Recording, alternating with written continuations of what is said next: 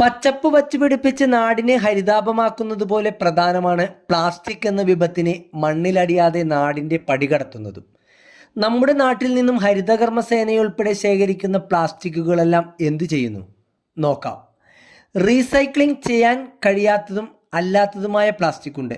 ഇത് രണ്ടും കരുമാലൂരിൽ പ്രവർത്തിക്കുന്ന ടിഫോട്ട് പ്രൈവറ്റ് ലിമിറ്റഡ് എന്ന കമ്പനി ഏറ്റെടുക്കും. അതെല്ലാം തൊഴിലാളികൾ തന്നെ തരംതിരിക്കും.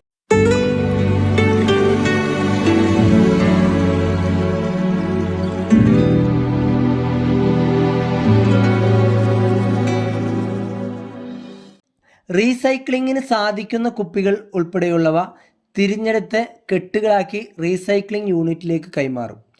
മറ്റുള്ളവയാണ് പ്രശ്നക്കാർ. ഇതുപോലെ കുന്നുപോലെ എത്തുന്ന പ്ലാസ്റ്റിക് കുപ്പി ഉൾപ്പെടെയുള്ളവ യന്ത്രത്തിൻ്റെ സഹായത്തോടെ ചെറിയ കഷണങ്ങളാക്കുകയാണ് ഇവിടെ ചെയ്യുന്നത്.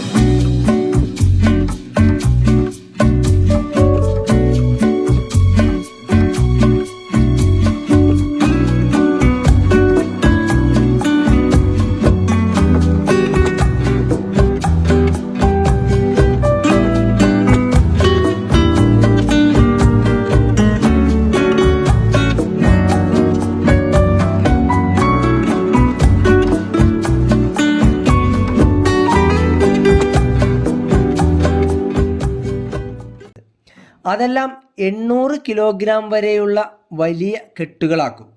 തുടർന്ന് ഇവിടെ നിന്നും കയറ്റിവിടും. ഇതര സംസ്ഥാനങ്ങളിലുള്ള സിമൻറ്റ് നിർമ്മാണ യൂണിറ്റിലെ ഇന്ധനമായി ഉപയോഗിക്കുകയാണ് ഇത് ചെയ്യുന്നത്.